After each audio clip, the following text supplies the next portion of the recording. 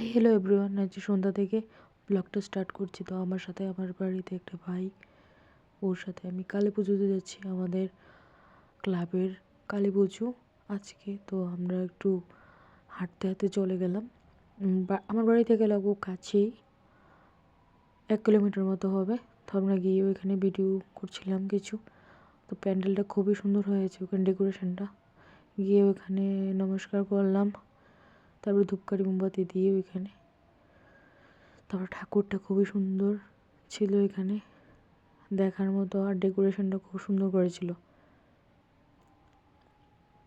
তারপর আমরা বের হয়ে গেলাম। বের হয়ে ধূপকাঠি মোমবাতি এগুলো দিয়ে তারপর ঠাকুর একটু ফটো টুটো তুলে তারপরে খিচুড়ি প্রসাদ দিয়ে দিয়েছে। তো এখন খাচ্ছিলাম। তো ও ভিডিও শ্যুট করছিল আমাকে।